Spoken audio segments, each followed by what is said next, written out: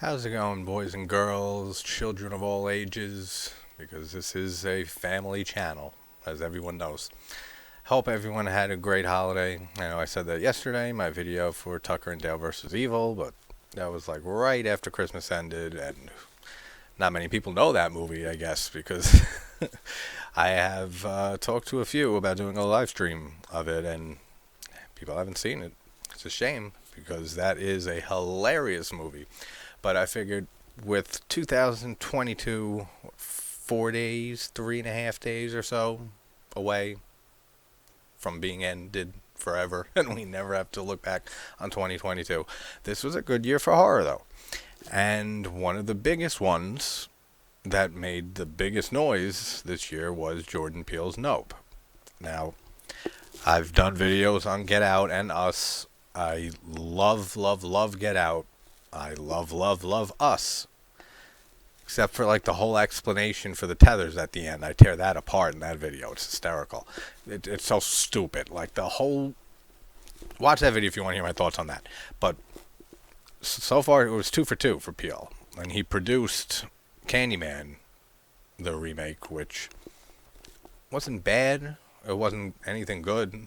So it's like whatever. But he didn't he didn't direct that. Did he write that? I don't think he did either. Just produced it. Whatever. So, Nope is his third film here. So, I saw this like a week or two after it came out, I want to say. But I saw it on a shitty torrent site. Not even torrent site, a streaming site that I use. And it was taped from in a theater. So, there's one thing. So the quality was shitty. And I don't know if it was just the mood I was in or just like I just wasn't into it. And by like the third act or so, like I was kind of just like, yeah, this is not doing it for me, like anywhere near Get Out or Us. So with 2022 ending, and I'm pretty sure Friday it's going to be me, Alexi, on Mike's channel, The Real Fifth Beatle, and the three of us are going to go through our bests and probably worsts of the year. So I said, let me reassess and rewatch Nope, which I've said since the little short 1 minute like thoughts I had on it after I saw it earlier this year.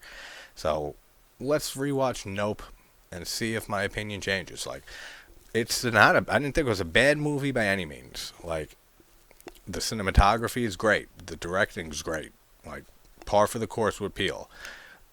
Some of the night shots and stuff are beautiful in this. The movie itself, it looks beautiful. Like it's such a good-looking film. Like, and Kaluuya kills it as usual. So does Stephen Yeun. So does I forget her name, the one who plays the sister. Everyone does great in this movie. I don't know why it didn't hit for me last time. So let's see if we can figure it out. And if not, maybe I'll have better opinions of this right before the end of the year lists. Alright, let's watch Nope. Nope! Now, another reason this movie should have worked better for me is the whole alien angle to it. Even though it turns out being its own unique thing, which I'll give Peele like usual, he's able to make concepts that even though we might have seen the initial concept before, does something really unique with it. Like, and Get Out. Like, Invasion of the Body Snatchers, or any, like, alien taking over body, or not aliens, whatever the hell you want to call it, government taking over somebody's body with another. We've seen that before, but not handled in the way that he handles it in Get Out. We've seen, people having doppelgangers and tethers, like, if you will, like, to the human race and stuff like that. Just like Us, but he does it stupidly in a logical way if you look at it. But I know it's supposed to be looked at allegorically and stuff like that. I get it. And that's another thing I'll say here with Nope, is that I get it. The social commentary, I just said this in another movie recently, like in the last few days.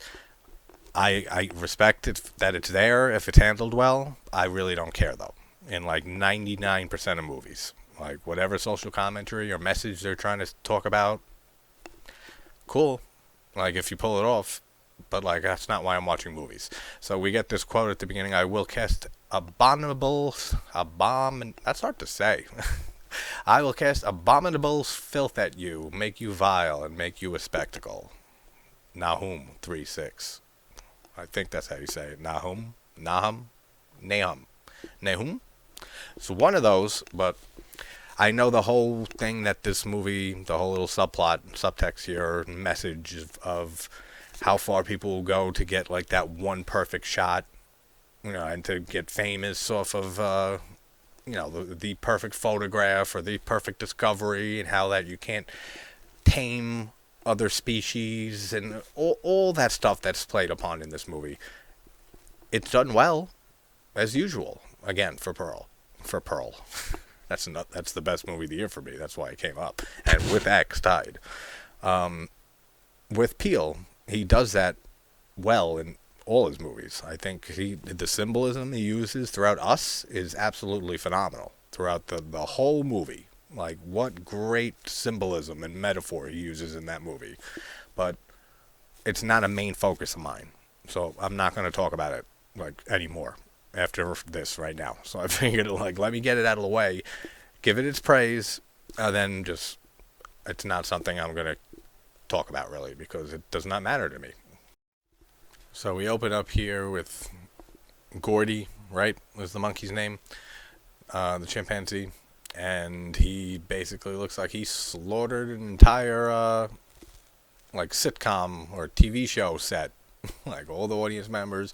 And we see, like, a dead kid lying in the middle of the room. And, like, I like the shot when it first opens up with that, like, of the shoe standing on its heel, like the kid's shoe. That's a cool shot. And then, like, when it cuts here to the ranch, all the nighttime shots in this movie look phenomenal. And I'm pretty sure they were used... Like, I'm pretty sure they were shot in the daytime. Or they were shot at night and used artificial lighting. Or something like that. Like, it's not like just straight shooting at night. Like, he did something. I forgot which one it was. I want to say it was during the daytime and he blocked out, like, the sun and used lighting, like, to get the shots. But I could be 100% wrong. But it's one of those. Like, he didn't just shoot these at night and got those amazing shots. It was either with added light or it was in the daytime blocking out light and using, artificial lighting. But beautiful. Like, all the nighttime exterior shots and everything look so good in this movie. And let's also just put on the record to blanket this, that I forget how much he's in it. Like, I don't think he's in too much of this, but Keith David is phenomenal in everything. Like, The Thing is my favorite movie of all time. All of you know who watch. Just having him in that. Requiem for a Dream is one of my favorite movies of all time. He's in that, even though a small role. Everything else that he's been in ever that I've seen Keith David in, he's sublime in everything. And he has, again, like I was mentioning this in some video the other day, about people with like really distinct voices and instantly recognizable. Keith David. Like, as soon as I hear his voice, I know who it is. Like, you can't not know it's Keith David when you hear him open his mouth. Like, even if it's a narration or something. But yeah, he kills it throughout this movie. I remember that because I would have said to myself, man, he's not really bringing it like usual. So I do remember he's great as always. This just shows how much I remember this movie and why this is warranted to rewatch this. Because Keith David's dead. He just died. Oh, he's not in this movie, like, at all. So all of that shit about remembering him killing it, that was just me totally misremembering, like, how little he is in this movie. But if he was in it longer, trust me, he would have destroyed the role. But just seeing him here is awesome. And we find out Keke Palmer, that's the actress who plays his sister. I don't know why I couldn't remember her name earlier, but yeah, all of them and Michael Wincott, like everyone else's performance that are in it longer than 2-3 minutes, all do a great job. Like, and all technical aspects, like, that go into filmmaking. Like, I can pretty much blanket most of that too. Like, the editing, the sound design, like, is all excellent in this movie. Which, again, coming from Jordan Peele, I don't expect anything less. And there's some good camera work. all great stuff. Just last time, and I said it should have gotten like hit better for me last time because I love aliens and shit. Like anything that has to do with aliens or UFOs and stuff like that. I know I've talked about a few times on here how skeptical I am when it comes to the paranormal and stuff. But like aliens, I 100% believe in. Like, and I have watched so many hours and like of alien videos and extraterrestrial shit and like reading like about it like over my whole life, like very large amount. Let me just say that. So I believe in that shit. So most things alien, like for a subject matter for a movie, instantly should get points. And like I said, it just didn't hit there for me. Even though it was like we find out that this thing in the sky is really just like an animal almost, like an animal cloud. Like it's not like an actual like UFO with like people controlling it, which I said is a great little twist there. Like that's a great little idea. But I don't know, just something just didn't hit about this movie for me, like at all. So hopefully we can find out what the issue is because I couldn't decipher it the first time I watched this. I knew I didn't care for it. I just couldn't put into words why, I guess. But yeah, so Kaluuya's, I didn't even get his name yet, but his father was Keith David, and he was riding his horse after having a quick conversation with him, and he keeled over off the horse and died. And he went and saw him in the hospital. They said that some random stuff fell off a plane. I don't know. You don't see anything in that scene hit him, but he just falls and then he dies in the hospital. So now we have Daniel Kaluuya here doing like motion capture with his horse. Oh, OJ. That's his name. Kaluuya's character. Did I say motion capture? It looks like motion capture because they had the orange in front of the green screen. They have the little orange X's on the horse. So it looks like they're doing some sort of CGI and stuff. But maybe motion capture. Who knows? He would be in a suit though. But maybe they're just getting the horse. But the whole dynamic between Palmer and Kaluuya in this movie, his brother and sister, is great. Like that's one thing I do remember. Like they both play off each other so well, and I love Kiki Palmer. I love Daniel Kaluuya. So just two on their own is great. Their dynamic as brother and sister in this is Emerald and OJ. Well done. Like very well done. Like I love both their performances. Now having said that, I do remember vaguely thinking to myself after I watched this for the first time that even though Kaluuya does an amazing job like he usually does, I feel like his character is off a little bit. Like I feel like they just didn't give him enough to work with to like give a truly brilliant performance like he doesn't Get Out.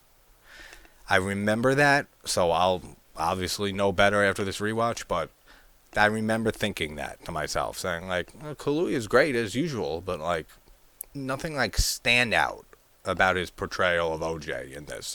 And again, it felt like it was not his fault at all. Like it was just the writing, and it just didn't give his character enough to like really shine and leave like a lasting impression as like a very good portrayal in this movie, despite acting great like he usually does. He just didn't have enough, I guess, to work with. But I'll see if that changes too. But Emerald's whole like introduction speech to the film crew and everything like that, it's hysterical. Like she kills it. Just how she rattles off everything. It says like, oh, and these are the rules, the safety protocol and stuff like that. So funny. Like she's a brilliant actress. This girl, she really is. Also, Stephen Yeun in this, which I mentioned. There we go. Which I mentioned at the beginning here. Gives a great performance in this movie too. And I don't really know Yoon outside of The Walking Dead, which I followed for years and years. So like I know him very well. Like and his character of Glenn in that, he does such a great job in that. I've seen him in one or two other movies. I can't remember what, but when I first saw this, like there was no hesitation on my part, thinking that he was just gonna kill it because he's just a great actor. And he does, and he ends up being which Admiral and OJ end up going to meet him, and he ends up showing them the whole like museum is hidden like behind his hidden wall for Gordy's home, the show with the monkey at the beginning and the tragedy and everything, and then he starts getting into it of what actually happened. That's a great scene. Love this. Love this whole scene with the three of them. Yoon's whole entire little monologue of him talking about the Saturday Night Live skit, and props for mentioning Sherry O'Terry. She was the best, man. Like she was so good on that show. Surprised that her career never really took off after that, but she deserved it. Sherry O'Terry was hysterical, and Chris Kattan and him talking about Chris Kattan playing Gordy, and that this whole SNL skit was made to make fun of the whole incident in real life. Real life in this movie on Gordy's home on the show. This guy doesn't seem too disturbed by what happened then. Like he's just more obsessed with the SNL skit and then just calls it legendary. Like he really doesn't seem like it. Like you get a flash quick of a childhood him underneath like a table with blood on his face. So he survived this whole incident, I'm guessing. Again, I don't remember much from this movie. So I'm guessing maybe that has something to do with it.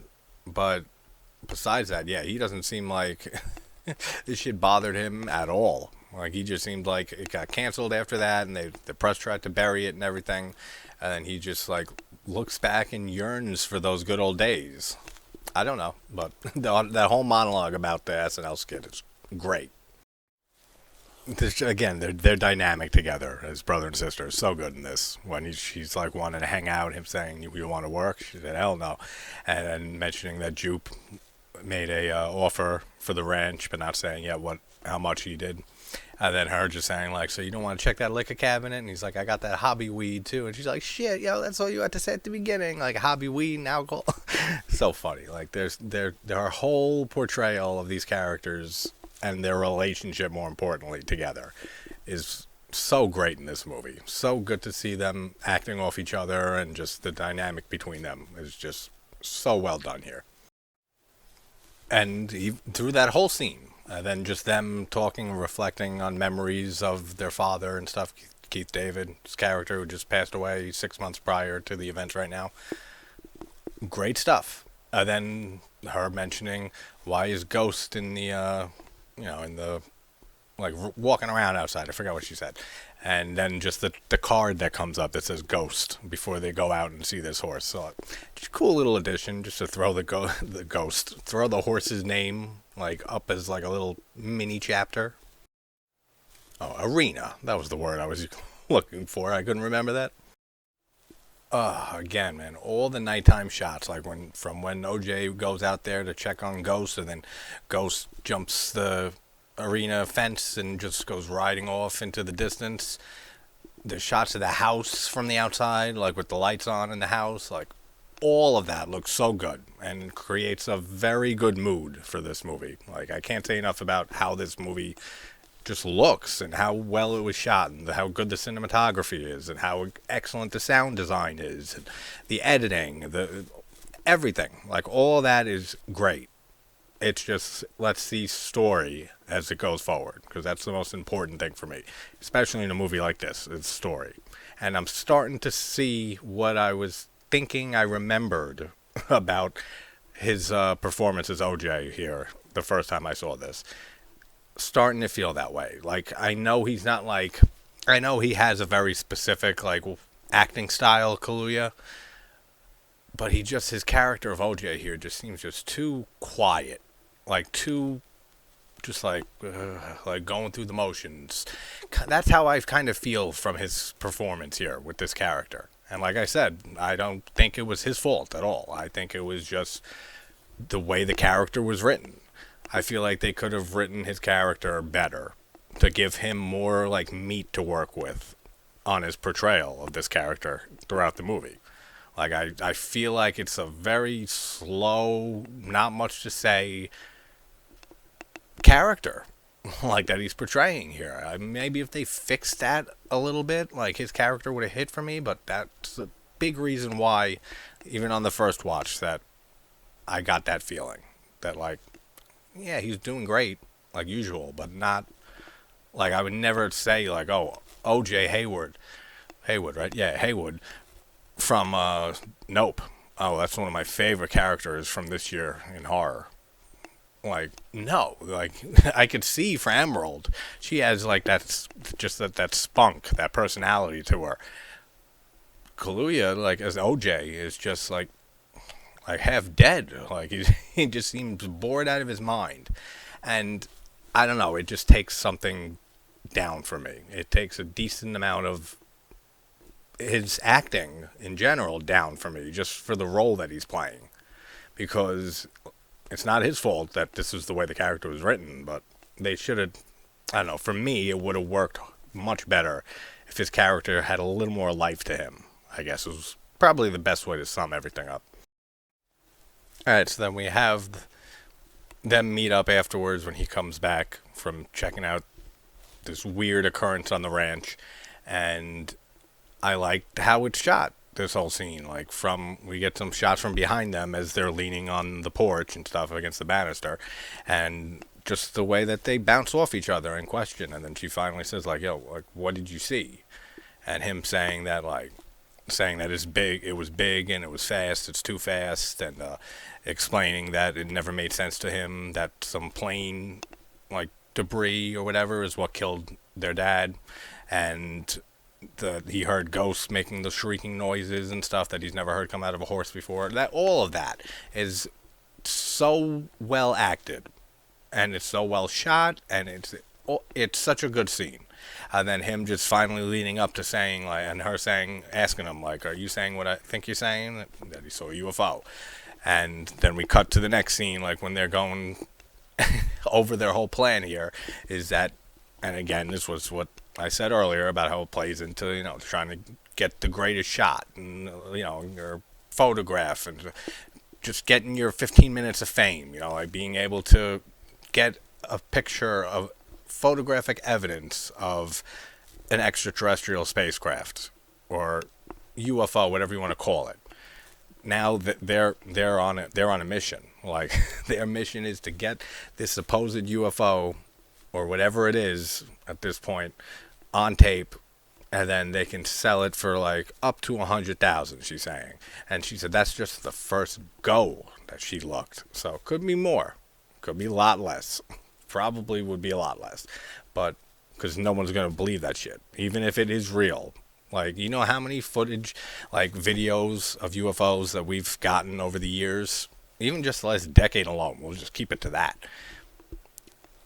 So many, but even if 99% of the thousands and tens, if not hundreds of thousands, of UFO sightings and alien abductions and all of those types of cases that are reported, first of all. But out of the hundreds of thousands, I don't know how many, but I would guess around there, of the last decade, like in just the United States, fuck it, bring it to the whole world. If 99% of those are all faked, hoaxes, or misidentifying a UFO is just something like a weather balloon or a party balloon or a missile missile launch or testing or anything like that we've seen over all these years attributed to UFO sightings, and turns out it was just this, or it turns out it was a weather effect, a rare effect from the weather, or all those things that it can be.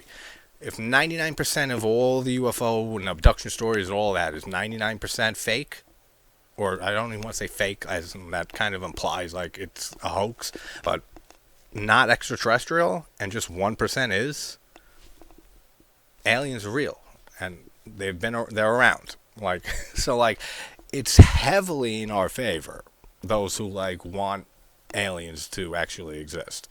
It is statistically like pretty high in our favor that out of all the evidence that we've ever gotten from anyone, any testimony, anything to do with extraterrestrial life or alternate dimensions or any of that, abductions, if just one of them's real, it makes it all real. Like, then we know it's an actual thing. So, man, just to make that discovery, imagine that, like, to be able to put up actual evidence of the extraterrestrial, like 100% proof, like not fake, not a hoax, not a misidentification, people would kill for that shot. And people will go as far as it takes to get that picture or get that video. Or you'd want a video, like at least that, because even that people are not never going to believe until they see it for themselves. But at least a video, just one picture, yeah, you're not winning anyone over with a picture, no matter how real it is nowadays. Especially with ever since the internet and everything came a thing, no one's believing it. Like no matter how authentic it is, people are just going to say, well, it's just a picture. Like, we can never know. So you need to get a whole bunch of evidence here. Like, that would be, like, without a shout of a doubt. But I don't know. Nobody's ever been able to do it in recorded history. So let's see how they handle it here. This Best Buy looking store is called Fry's. I don't know. That's just, it seems weird to me. You know, then, like, Emerald was just telling OJ here and stuff, like, all the stuff you see on the internet, it's all fake and low quality, not like what we're going to get. We're going to get the money shot. We're going to get their Oprah shot. And I love how he mentions like Oprah, like to bring it to like, you know, like the most biggest place that you can bring it to break the story out. And then everybody will be calling them for interviews and fame and fortune forever. And he brings up like Oprah. She's like, yeah, like Oprah and stuff. And then like... He's like, yeah, well, I didn't say Oprah. You said Oprah, nigga. Like, they're so funny with her back and back, like, dialogue with him and how she bounces off him. So funny. But they are after this money shot, this Oprah shot of whatever's lurking in the sky above their ranch and wherever this takes place. Yeah, Fry's Electronics. Like, it looks like too big of a place to be called Fry's. Like if it was like a small mom and pop electronics store, sure. It looked like a Best Buy. So unless there is a real place called Fry's, like out west, like somebody, if you're from there, I know a few people, friends of mine on here are. Let me know if there's such thing as a Fry's Electronics. I don't think there is, but I'm getting too hung up on fries now. I'm getting hungry. And so the Fry's Electronics guy is setting up their all their cameras and testing them and showing them how to work and everything. And now they make the distinction and say that they changed the name from UFOs to UAPs, unidentified aerial phenomenon, which I think is a stupid change in name. Like, I just say UFO. Like, I'm not saying UAP. It's a UFO. It's a flying saucer.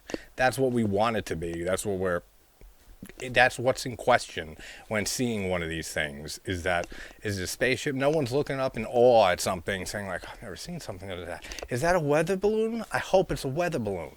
Like, no one's ever thinking that. You want to think it's a UFO. It's a flying saucer. It's extraterrestrial in origin.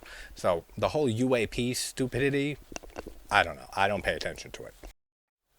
And I love his whole little thing, him telling OJ about the UFOs and saying that there's 3 reasons that the little guys with big eyes would be coming down there. Either they're, extraterrestrials that want peace, or they are futuristic humans from forward in time who have come back as time travelers because we're gonna fuck ourselves up and they need to help humanity not kill itself. Which I favor that theory but. At this point, where the world is now, we should have had UFOs landing and taking people to rescue all over the place like 10 years ago.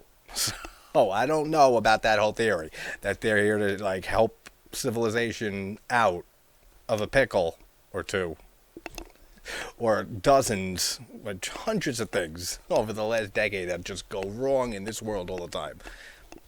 I don't think they're here for that. And then he says, or they're planetary destroyers, just world killers. That would be the most fun Armageddon situation to see take place.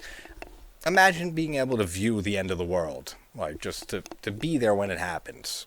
Yeah, it's not ideal, of course. Like, you don't want to die, you don't want the world to end. But if it's going to end, like, I'd like to see it in my lifetime, the end of the world, wouldn't you?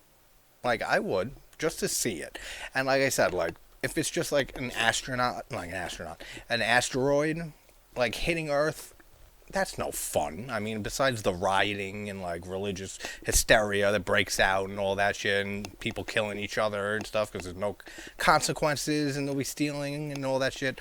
But it's not fun, really. If it was an alien takeover and aliens are running around and like you have to try to survive and like aliens are killing everybody, taking over the planet, that's fun. That'd be more fun than just looking up, waiting for an asteroid to inevitably hit us and send us all into nuclear winter for those who survive somehow the blast. So, same with like zombies. That's why zombies is such a big genre. Just have a zombie apocalypse. So much more fun than waiting for an asteroid or a comet or some shit to hit the planet. So I don't know. Like, these are just ramblings like usual, like we get here. I don't like that. There we go. I was not looking like Santa for a second. And yes, Santa is around until New Year's Eve night, and then he retires. So Santa will be here. But yeah, it would be so much fun to be around just to see the world go out being invaded by aliens. And just kick some alien ass before you inevitably get killed by one of them. So Jupe stops by to tell them that there's a new family show on Friday or some shit at 5. So, and then the camera guy here, the installer from Fry's Electronics, starts wrapping up his whole little business here, helping them set up the cameras and stuff. And I love how after all of that, he's just like, "You're really not going to tell me? Like, what's going on here?" And he's like, she's like, "You'll know soon enough." And he's like, "Oh, cryptic," and walks away. Fucking dicks. Like, and then like he says, like, "If you want to, rate my service," she's like, "5 stars, Angel, 5 stars." Like, every line out of Keke Palmer's mouth in this movie is hysterical. Like, that's what I'm saying compared to OJ. Like, Kaluuya's character here just was not written lively enough for me. Like, Emerald destroys here. Every line out of her mouth, I think, is hysterical, or just the way she delivers the lines. Such a likable character. OJ, I just like it. I like him because he's Kaluuya, and I don't want to keep harping on his acting and stuff, or this, more specifically, more correctly, his role and character in this movie, because, like I've said already, he's an amazing actor, and he does an amazing job here. I'm not going to keep repeating that, but it keeps coming up with certain things that happen in this movie. But also, see, this is where, around the 40-minute mark here, this is an over a 2-hour movie. 2 hours and 10 minutes, I'm pretty sure, right? Yes. Around the 40-minute mark now, and starting to get pacing problems. And I felt this the first time I watched it. The pacing is falling off a little bit. Like, it's a little slow. Like, I'm kind of getting to the point of, like, all right, come on, like, move along a bit. Like, time to move this plot along. So, that's one thing I do remember from my initial watch of this, was thinking that it had pacing issues, for sure. And I could feel them already, like, in the last 10 minutes, up till now and going forward a bit. But that's probably one of the biggest negatives I'm going to end up concretely saying and having for this movie is the pacing. Because I remember from last time, I'm feeling it now, so I don't feel it changing. But that's one of the few negatives, and it's a big one for this movie. But one of the few negatives that I distinctly remember, and I'm pretty 99.9% sure I'm going to stick by that statement and that feeling by the end of this video. And then we get the title card, Clover. So we're in the Clover chapter now, 40-something minutes in. See, now, missed opportunities here. This whole sequence with OJ getting up in the middle of the night and going outside and where all the horses are. And then he sees the creepy shot of the alien, like, getting up. And we get some cool shots, and there's some cool tension in there, and the mood is great. Like, it's eerie, but then it's just wasted because we find out it's just the 3 kids playing a prank. If it would have been much more effective if that was real, Like, if that's what was happening and it wasn't just a prank, like, I know, yeah, again, like, we find out that it's not really a spacecraft, it's like a space thing. But just wasting all those few minutes with a prank like that, just when it's shot so well and it looks so good, that if it was like the real thing, I feel it would have been better. I mean, like, despite, like, if this is like I'm treating this like a first watch, like I do with pretty much every rewatch on here. But from this point and every knowledge that we have of the movie, so we don't know yet that what exactly is in the air here, that above their ranch. That would have been so much better to have that be something that actually pertains to the plot and not just a stupid prank. Like, for, like, it's not really a jump scare, but it equates pretty much. This is like the serious slow burn horror movie equivalent of a mainstream horror movie's bullshit jump scare. And it didn't have to be here. And it adds more to the pacing issues. And, like, this is a 2 hour and 10-minute movie. Could have been probably 15 minutes cut off of it, maybe 20. Like, I'll see as time goes on. But I feel like at this point, 45, almost 50 minutes in, 45 minutes in on this movie, it's just like, all right, let's get it going. Like, where at this point, 45 minutes in on Get Out and Us, I'm totally sucked in already. Like, and into the story, and, like, completely thinking that this is amazing. It's not happening, like, at this point. Like, I forget how long Get Out and Us are. I think they're around the same, like 2 hours or so. Maybe one's an hour and a half. I don't remember. But just the pacing is a big issue here for me. And, like, I just want to see some things happen quicker. So maybe, like I said, 15 minutes, maybe even 20 by the time I finish this, was cut off of this and it was just trimmed, like the fat was trimmed off of this, it might do better. But, I don't know. Let's see if the pacing continues to be a problem as we go. We get the little tiny fake out jump scare with Emerald when she's looking at the camera. Then, like, the bug crawls onto the camera and it kind of looks like an alien, but it's not. Funny, her reaction. I love the Fry's electronics installation guy. How he's looking and watching the footage, like, live, even though he said he wouldn't do that. He's watching, saying, like, camera B is down, like ancient fucking aliens down. That's a great line, because that show is ridiculous. Now, this whole first scene here that we get when we finally see what's in the sky for the first time is a great scene. Like, very, very well shot, like I keep saying what this whole movie is, but very, very well shot.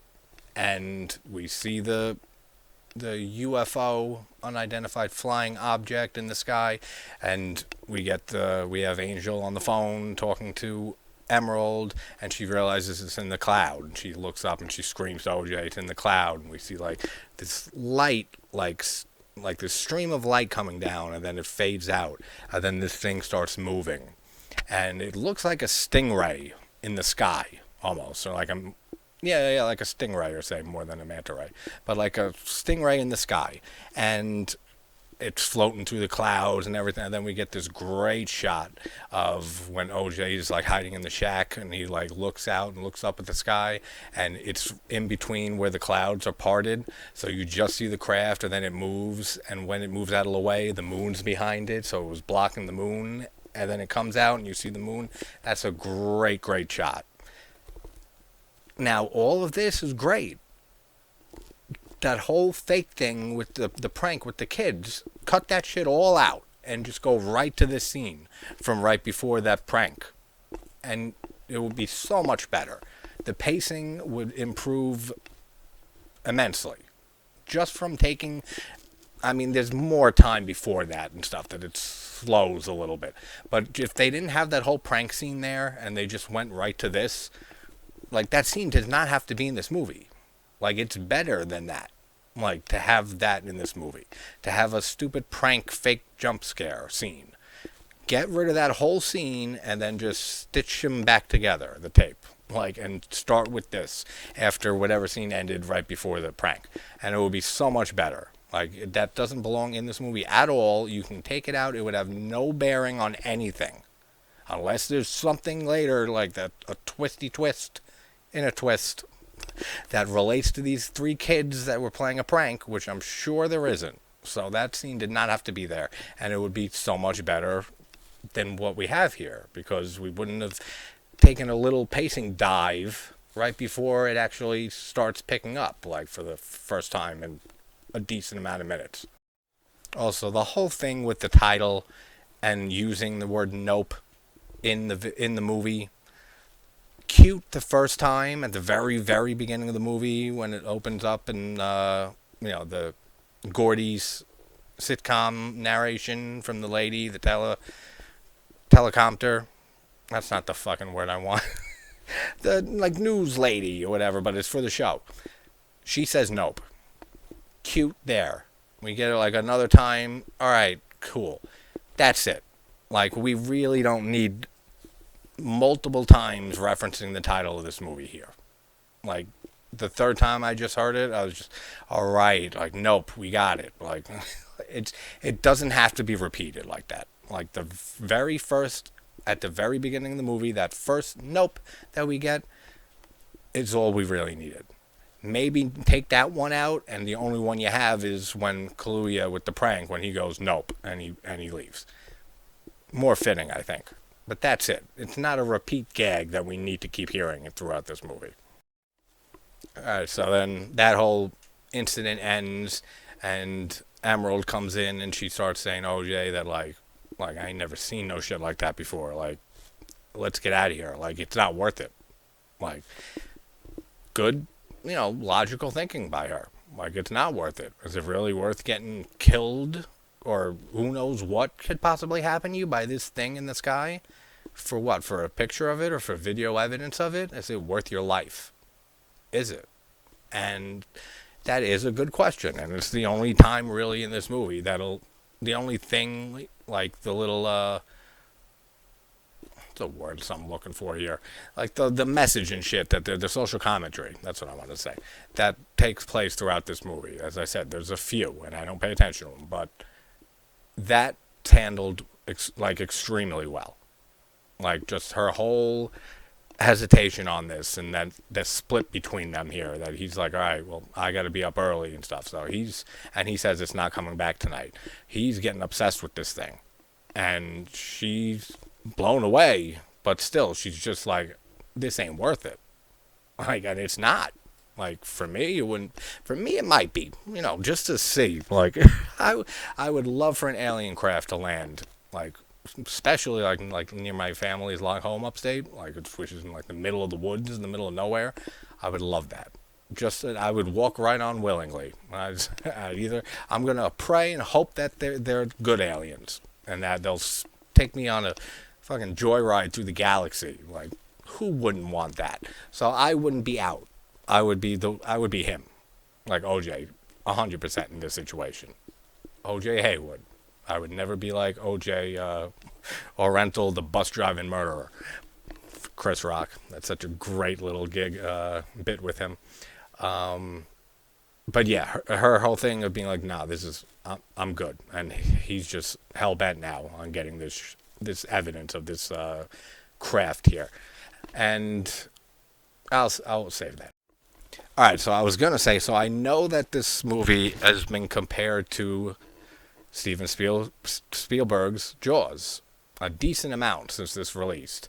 And I remember seeing the similarities on my first watch of this. And I see it now.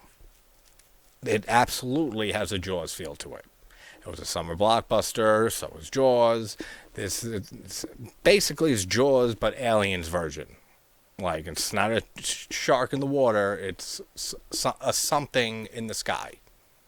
And he does a good job of, the same thing that made Jaws so effective, not showing the shark so much until, the third act of the movie or so, and still not showing them that much, and using that to, get your imagination going, and to create fear that way, and just Masterfully done in Jaws. Very well done here. Now, I'm not the biggest Jaws fan. I'm not the biggest Spielberg fan at all. Like, I really don't care for for many films that Spielberg has directed, which sounds crazy, but it is. I just don't like a lot of Spielberg. Never been an Indiana Jones fan. I mean, I've seen them all. I've seen the three original ones. They're great movies, fun as hell. The only thing I could really say, and it's not even him, like all the way, is Poltergeist, is Toby Hooper. But with the whole debate on that of how much was shot by Toby, how much was shot by Spielberg, and how much was changed in the script and written by Spielberg, like basically why Poltergeist is one of those movies that I think is like a little too childish or family friendly for it to be taken as an actual like horror movie by like serious horror fans, and it's a little too scary for it to be a family oriented film, if that makes sense. Like, that's how I've always felt about Poltergeist. But all the family friendly stuff, like, is because of Spielberg. Like, if we got just Hooper directing and had just his version of Poltergeist, I feel like it would be a lot darker. Like, much darker. Same thing I was just saying with Gareth when we were watching, we did a live watch of Gremlins on my channel here a few weeks ago. Gremlins, same thing, Joe Dante. I mean, he did Piranha, he did so many horror movies. And I said then that I feel like if Spielberg wasn't attached to Gremlins, we would have got a much darker Gremlins. And that's pretty much what we would have got. Like, Dante has come out and said and stuff that certain scenes were supposed to be a lot more brutal. Gizmo wasn't supposed to be in it as much, but like Spielberg like noticed and said, no, that's going to be the seller for the movie here. Is this cute little pre-Gremlin, what the hell, Mogwai. And I mean, he turned out being right, because Spielberg is a genius, I'll give him that, and he is a amazing director.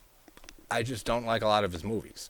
And Jaws, as a stone cold classic that movie is, not a movie I've watched often, and not a movie I would throw on often at all. Like, I think I've seen Jaws maybe 5 times, which is not a lot on like my rewatch scale.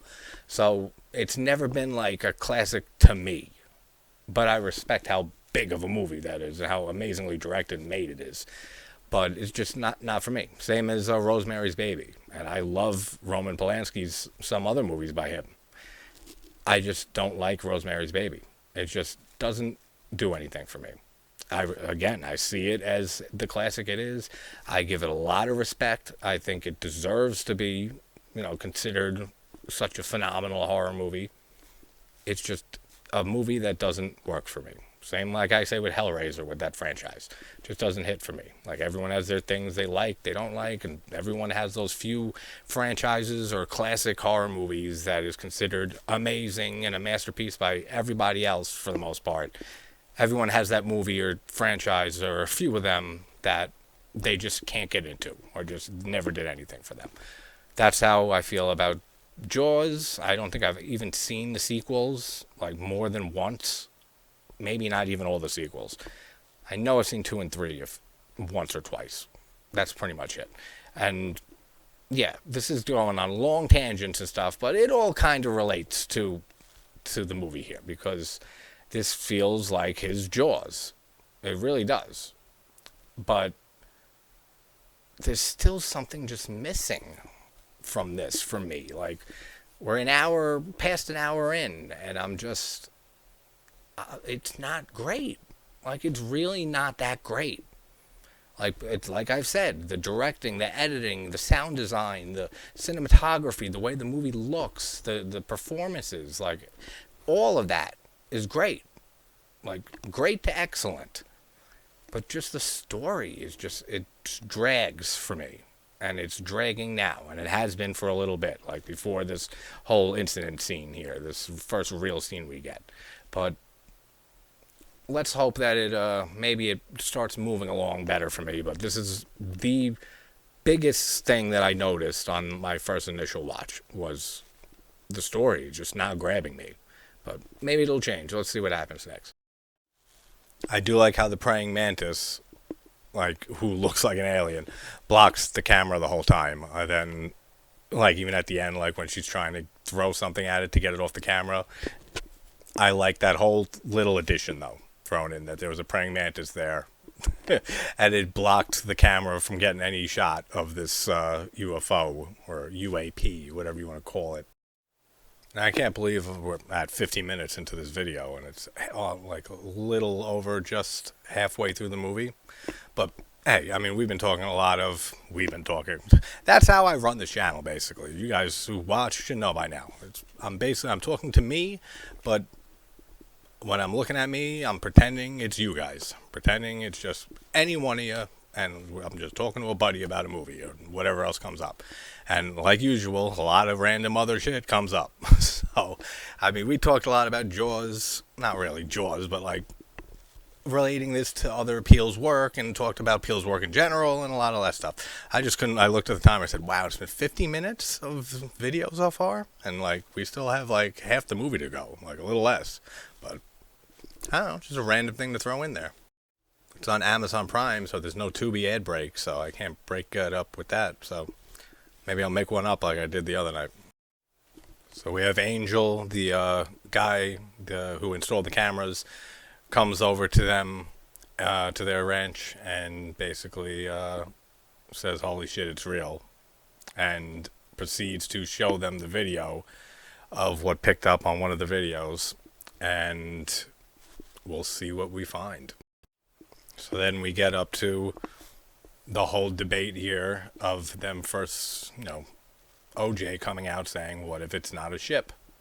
And this guy points out on the video that the one cloud has been stationary in the sky as all the other clouds pass by ever since he set the cameras up. And then OJ proceeds to say that he's probably been staring at this same cloud for 6 months since his father died.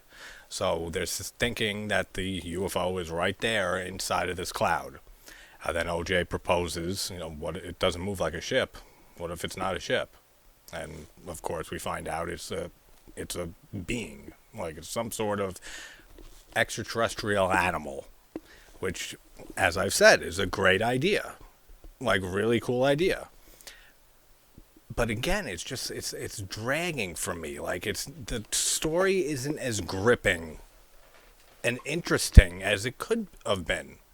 That's what I feel is the biggest problem here, and I've mentioned it a few times throughout the last 52 minutes, is the pacing, but the story, like front and center, is the biggest issues that I have with this movie, and the character of OJ. Those are probably the biggest issues I have with this movie. Like everything that as I've said, from a technical standpoint, a filmmaking standpoint, all of that's fine. Like good to great to excellent for everything that goes into the process of filmmaking.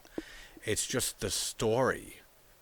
It's interesting, but it's not interesting enough at over an hour into this movie, or about right in an hour, a little over, into this film with another hour to go. Like, it's not enough plot here to keep this story going at a good pace for this long with that much left over. Like, the pacing is by far the biggest issue for me, along with the story. It's just so bare bones. Like, I get what he's trying to do. I get it, just like I said, why it's likened to Jaws ever since it came out. It's trying not to show what it is and not reveal what it is right away, and it's building up to it. I get all that. Just it doesn't work for me. Like, not anywhere near as good as it should. Is probably the best way I can say mid-movie here my concrete thoughts on it finally, because it's the same as I felt the first watch. So let's see the next hour.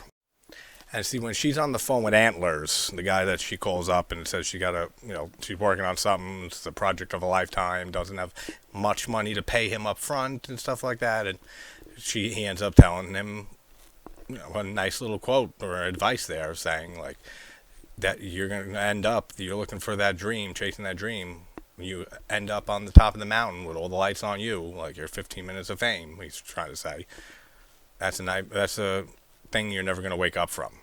Like it's a dream that you'll never wake up from.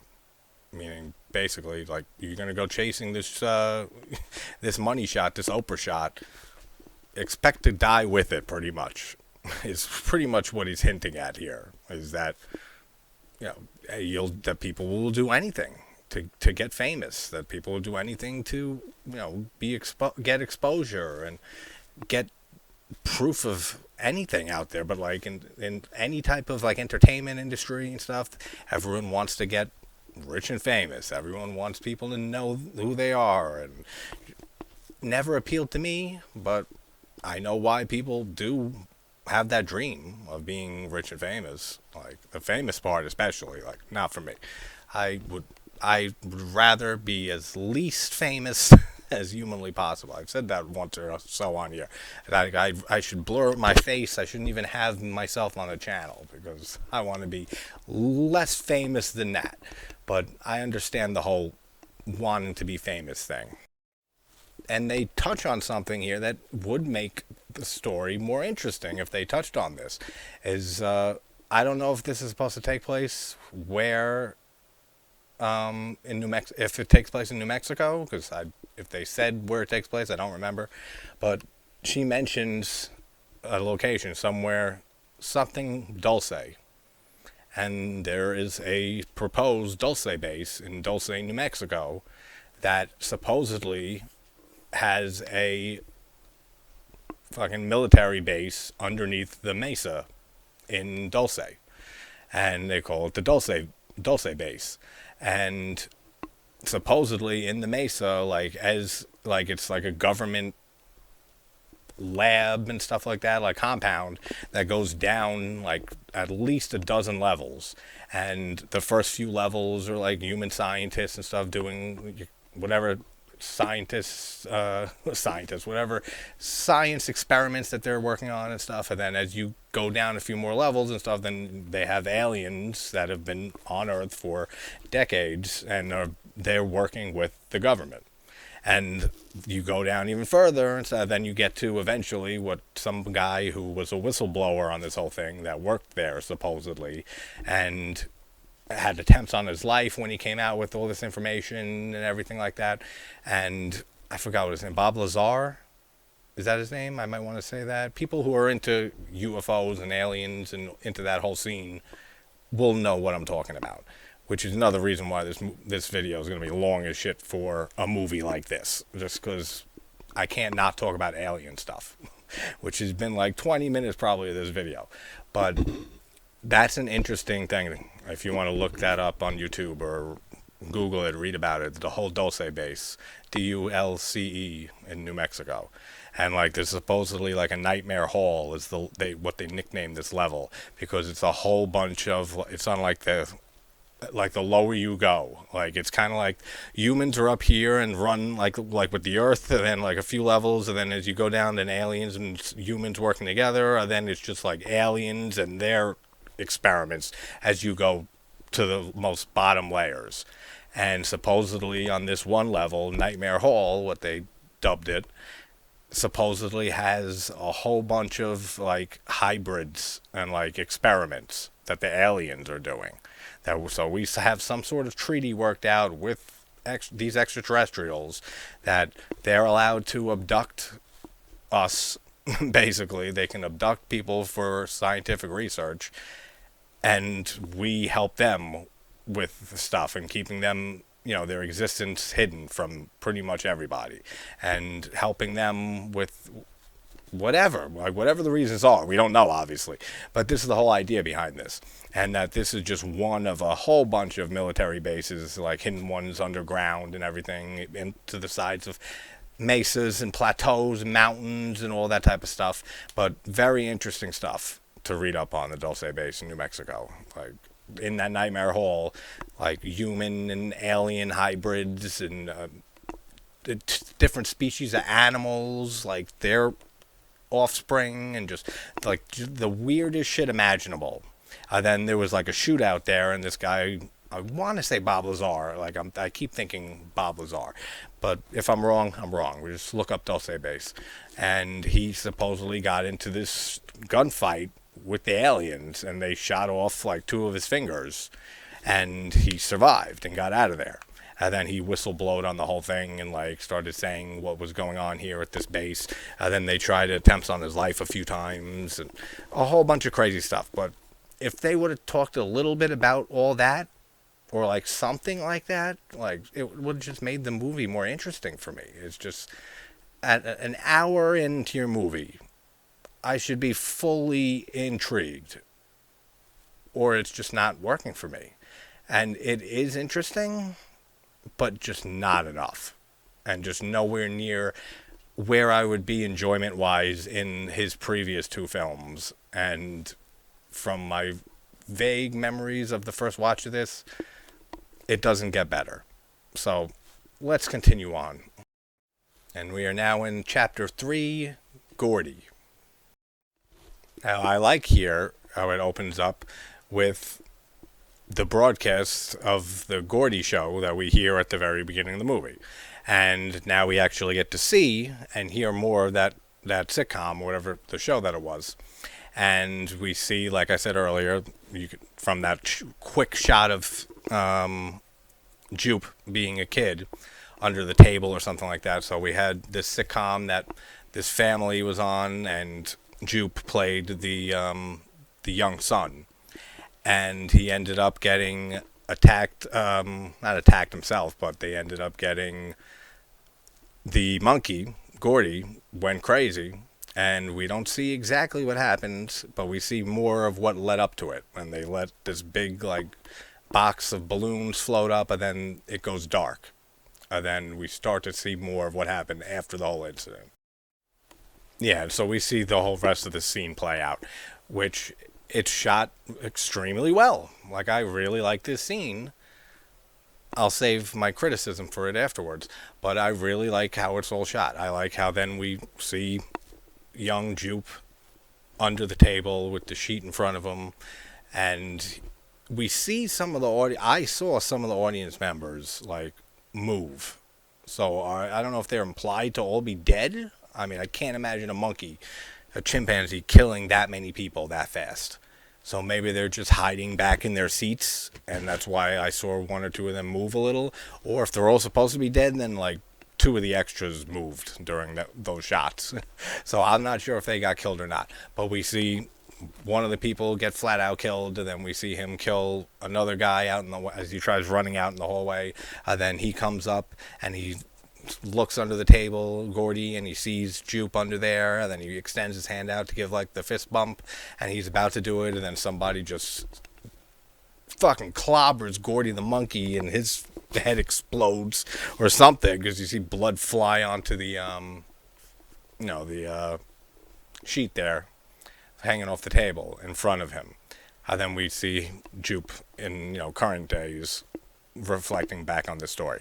Now, my criticism for this is, even though it's a great scene and there's some cool stuff in it, it's shot very well, the sound design is great, having a killer chimp is cool. Like, I mean, in Phenomena by Dario Argento, that's just my favorite like chimp in a movie. Like, that whole inclusion of him and how he gets his revenge and stuff, like, that's an awesome chimp in a horror movie. I don't know how much, I don't want to say this ahead of time before I see the rest of it, if it ties back into anything. But just how it is now is just a memory of Jupe and this thing that happened to a show he was on when he was a kid really has nothing to do with the rest of the movie. Like, I know, message-wise and commentary-wise it does, and, you can't tame an animal, which is what this thing pretty much is in the sky, is some type of extraterrestrial being or species. We don't know.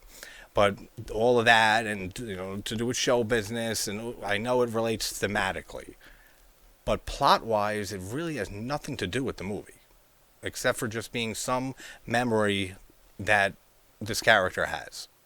So it has no reason to be here unless, like I said, unless this it ties back into the main story somehow, besides just being a memory and like a drive for him to want to finally get like this last shot and work with them and stuff. Whatever. If it doesn't tie in any way, then it's a great scene that's wasted in a movie that doesn't need that scene either. Like it has no reason to be there. So let's see if it plays in any more to the actual story at hand here, which again, it's as I keep saying, it's just not that great of a story, like the central story here. So let's see if this little memory of Geordie. If I've been saying Geordie, if not, it's Gordy. Um, Gordy and the whole thing with that massacre by the chimp and stuff on the show. Like, let's see if it ties back in. Because if not, it's just another useless thing in this movie. That, again, don't want to say it's bad or anything. It's not. It's very great. It's very amazingly shot. It looks really cool. There's some tension in there. It just doesn't fit the movie. So let's see. And we now move on to chapter Lucky. So, on to this chapter in the movie, Lucky. Again, with the title cards, that's high up. With the title cards here and like the chapters, fine, but it doesn't have to be here. Again, like it's not essential to this movie. It doesn't break it up much at all. Like it really doesn't. Like I couldn't tell you like what chapter starts and another begins, except for Gordy just now because it's the whole incident. But I don't know. Like just again, like it seems like an addition that just doesn't have to be here. It's what chapter cards, like I don't know. Just doesn't have to be here. It doesn't do anything for me. Then we have the whole scene here with Jupe. I think that's how you say his nickname, right? Jupe, Jupe. I can't think of anything else except for like Yupe or Yoop. Who knows? It's Jupe for now, for me. But his whole little spectacle, his show that he puts on here, and that he has the three alien kids and stuff who pulled the prank earlier and stuff dressed as aliens, and him saying with the horse in that he unveils and stuff and says that for the last 6 months, every Friday he's been seeing this flying saucer, and he calls the beings who operate this flying saucer the viewers is what he calls them. And it's cool having and showing like how he's trying to just make all the money he can off of this. And you see like even like merchandise and stuff, dolls of the aliens and stuff that he's selling. So he's just a total businessman here, cares just for the money, and he's willing to do anything to get this UFO, so to speak, on footage, on camera, and have footage of it, have actual evidence of it, have people there to see it. So he's just full on needs that money shot too. It just doesn't do much for me. Like it's cool to have like a character who's in it for something different, but obviously it's the same as usual. It's just money. But we have OJ who's actually just getting and Emerald too that are kind of just now wondering what the hell this thing is. It's more about like the mystery for them. For him, for Jupe, it's just all about capitalizing on this in any way possible. All right, now the whole shot with the... All right, thought something was happening with my laptop. The whole scene after that, when he finally looks up into the sky and the dust starts flying around and all the people in the crowd get sucked up into the flying, whatever the hell you want to call it, into the UFO. And just that whole shot of him looking up and the dust coming around and his hat blowing off. Then just seeing them all come up, sucked into this UF being and just squeezed together and stuff in there. Like, awesome. That looks great. Then OJ gets there and it's right after everyone's been sucked away and has no idea what the hell happened. But he sees it flying around in the sky. That's such a great scene. So good. Like, excellently done. Like, in every way. This is what picks my attention back up with this movie. And thank God it does. And the sound design is fucking amazing in this scene. Like, and seeing as OJ's looking at this, the I keep on saying craft, but it's not. All right, well, let's think of a name for this fucking thing. The extraterrestrial stingray, the flying stingray. There we go. That whole scene when you're hearing the muffled screams of the crowd and stuff that got sucked up by this thing, then we just get the shot of the UF Stingray flying towards OJ and stuff with the center in the middle, like a mouth kind of like where he sucks people into, opens up as it hits, like goes near the camera. That whole shot looks brilliant. That looks so good. And then I remember this though coming up that after this, in the next scene, sort of, they kind of blow their wad a little too early. Like, it's weird. Like, even though I've been saying that there's pacing issues with this, and I feel like it should go a little faster, I feel like they reveal and show this thing too early, and then it leaves us desiring more going forward than we get, if that makes sense. I'll see how much that still like floats around in my head and I still have that feeling about this movie in the next whatever remains of it, 40, no, like 35 minutes, 40 minutes. See if that changes, but I remember that from the first watch too. That like after that awesome shot and that scene, then we kind of don't hit that high again. So let's see if that changes. Oh God! Again, though, I gotta just give so much props to that shot. That whole shot of the UF Stingray descending with the hole in the middle, and then OJ getting knocked out, and then waking up afterwards. Just that whole shot and that whole little scene is so cool, like so good. I hope it continues. I forgot if I mentioned the Gordy thing, but that happened in 1998. The incident. They show the date on the screen. So I forgot if I mentioned it, but just in case it's important later, which I don't think it will be, but if it is, 1998. Oh, also when OJ was walking around at first, and it's saying it's closing time, like the announcer for the show where Jupe was putting on, like where all the people got sucked from. It's saying it's closing time, but you can't stay here. Like taking a nice little nod to that song, "Closing Time" by Semisonic from the '90s. It's a nice little callback to that. And as much as, like I said, that whole shot and scene with OJ with the spacecraft or the space stingray, awesome that you can hear with the sound design, you can hear the people screaming and stuff, but there's not a chance you're hearing those screams from that far away, from inside of this UF Stingray craft. Just not happening. Like, you're not hearing that from that far away. The pops that it makes, though, like the other noises, pop, pop, pop, pop, pop, awesome. I love that whole line of dialogue and not really a conversation because she ain't saying much. But after Emerald asks him what happened, and when he says that I was right, it's not a ship, and those whole series of lines of him seeing it ate everyone, it ate them all and stuff, and it's like an animal, it's territorial, and it thinks this is our home. But as the power goes off, that's awesome too. Like, really well done. That's very effective, and the way leading up to the power shutting off, great stuff. Yeah, this whole sequence from when Jupe is putting on the show, and then the craft shows up, the flying stingray. What is that? FS, or UFS, unidentified flying stingray, UFS. So when this UFS shows up, all the way through to when they're hiding in the house and they're hearing the screams, which again you wouldn't hear, but who cares? So it's just for the sake of this movie. I'll accept that.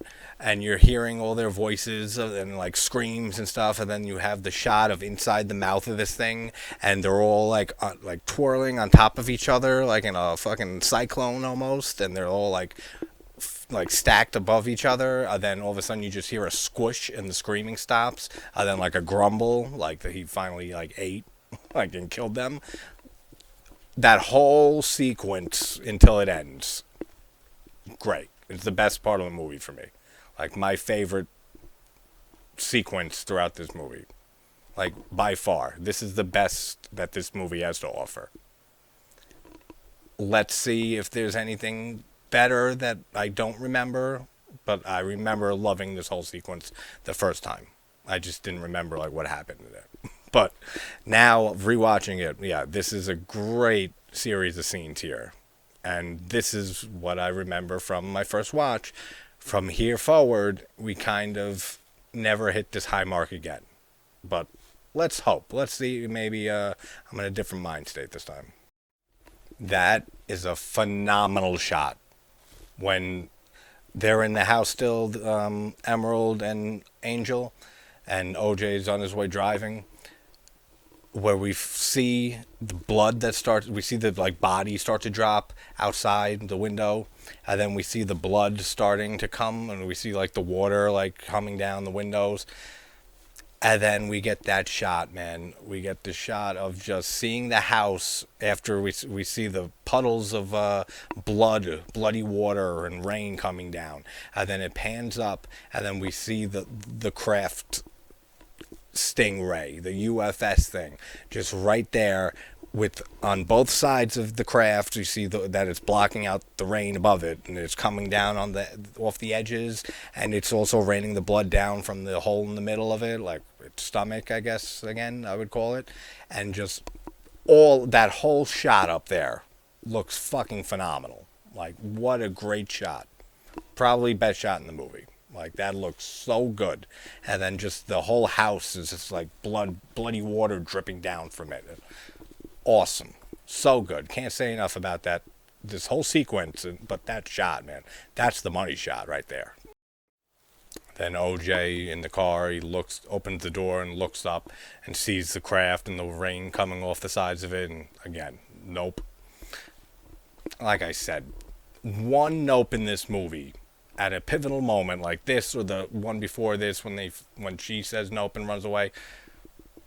Any one time, that's it. Overboard. We've heard it 4 or 5 times now. Like, it's way overboard. It's a small thing, but it's annoying for me. I guess it's just like a personal nitpick. But just, it's like, we get it. It's the name of your movie. Like, you referenced it 5 fucking times already. We get it. Should have just been one nice little reference.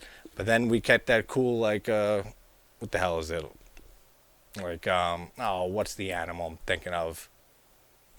Ram. Like the ram skull that goes flying through the passenger side window. Like, the dashboard window, front window. I don't know why I couldn't think of the front window, passenger side. That comes crashing through. Looks cool too. I like that shot a lot too, when we see the skull crash through the window. But the whole nope thing has got to be done. And then we get that awesome shot at the end with the house that's now covered in blood. And then the lights turn back on. And then you get the fog clears away and it gets bright out. Like, great stuff. That whole sequence. From here on is where I feel like it never goes to that high a quality again. But let's see. That's a weird edit right there. We see OJ at his truck waiting for M and Angel to run out the house to get into the truck with him so they don't get sucked up from this thing. They show him saying, like, come on, and then we see the two of them running, and then it pans up to the sky, and we see the craft appear, the fucking flying stingray. And then it just cuts to the next scene with him with the horse on the set and stuff like that. I don't know if it goes back to that and this is like a memory or something, but like, what a weird cut that is, like, to cut right there, like from the shot while they're running. Like, it's gotta be, like, it's gotta go right back to that. This has gotta be like a memory or something. If not, that's a weird fucking edit choice. Yeah, I don't know why I don't just wait like 30 seconds. I mean, it happens on a few of videos, but I'll say something and then like 5 seconds after I pause the video and I look back up to watch, and then it happens. So yeah, he was just remembering that. And they get into the truck and they drive away. Now, the whole use of sound in that whole sequence, like I said, from when Andrew Yoon as Jupe went with his show to this point, best part of the movie for me. That's the high quality that this movie should be the entire way through. Sorry. The entire way through this movie should be at that quality. And it's just not for me. The story is just not gripping enough. But the use of sound and the sound design during that whole scene is phenomenal. Like having the music slow down and the sounds of the craft species animal, and all of that is so well done. It sounds so good. And then like when he's waiting for them to reach the truck to run there, and the music is slowed down still from the presence of the UF whatever. All of the way that the music and the sound is handled in that whole sequence is masterful. Like, so good. Like, love that so much. It's such a joy to be able to hear such good sound design and such good sounds for this craft, and the screams from the people in there, and how the lack of sound when they get squished and killed, like, coming out full volume and stuff. Like, awesome sequence. Now we see Antlers, the guy that Emerald called earlier about, this is the project of a lifetime and everything, and him saying if you chase up that mountain, that dream, you're not going to be able to wake up from it. So he has a little scene here where he's watching the news. So we find out that there were 40 employees and audience members at this at Jupe's little place when the craft came and sucked everybody up. So 40 people, and they're all missing now.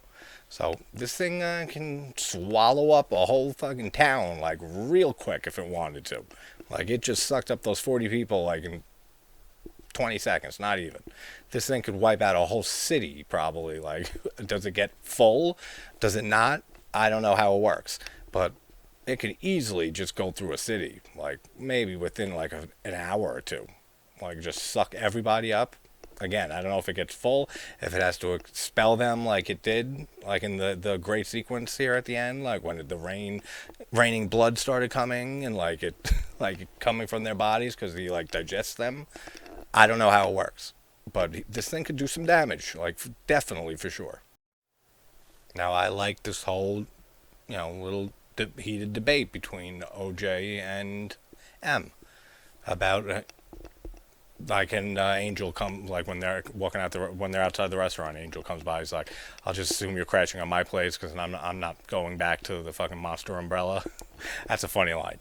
But then like her saying like, "What? Like, what's the matter? Like, what's this about? Like, should I say I'm sorry?" Like, and he's like, "No, it was a good thing to do and stuff." But then he's obsessed with getting the shot now. He's saying can let Lucky out to feed this thing, so then they can finally get this shot, because he's saying, the moment is a great moment, but it's about to end. So in his mind, time's running out to get like that perfect Oprah shot, that Oprah Winfrey money shot that they really need here. So let's see, Antler shows up, and let's see how this whole little showdown against the monster umbrella takes place. Alright, so I don't know why I said earlier when the thing crashed into his car window, and it looked for some reason like, those things you see in like cattle ranches, like the dead skull of a ram. Looked like that for a second, so I said that. But he just said, and now I'm thinking back about it, yeah, it wasn't that. It was one of the fake horses from like the carousel. So he's saying they know what this animal doesn't like, and that he got like stuck in his windpipe or something. He couldn't eat or digest the fake horse and like the flags that were being dragged from his truck when he was driving back. So he knows what it likes, ring the dinner bell, and knows what it doesn't like. But yet, ring the dinner bell, that would just be having anybody or any horse or anything that it eats outside for it. There were all four of them are standing there outside. Like, the bell's been rung. Like, they just didn't ring it, but it has rung. Like, there's 4 delicious human beings down there that this thing can go and eat right now. Like, could just race out of that cloud and just abduct, eat, shit them all out bloody. Like, and then need a colonoscopy afterwards to make sure it's healthy from the shit blood. But I don't get that. Like, of course, I mean, it's a movie, but this is what I do. I'm saying this just for it's Nope. It's Jordan Peele. People might stumble upon this. Not making it to an hour and 24 minutes. I say that, but yeah, I don't know, man. Like, this is such a weird movie for me. Like, especially on this like very analytical deep dive like rewatch here, second watch. I like a lot of things in it, but there's a lot to be desired. But I'm trying not to give all my final thoughts away before the end here. But this is the nice thing of doing my videos this way. So I get to talk as I'm watching it. So it works out. But let's see here.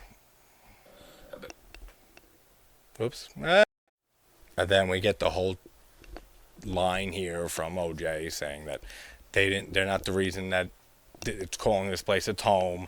That Jupe is the reason, and that Jupe thought he could tame an animal, and all that, stuff that I was talking about earlier, the subtext and social commentary that this movie's making and stuff.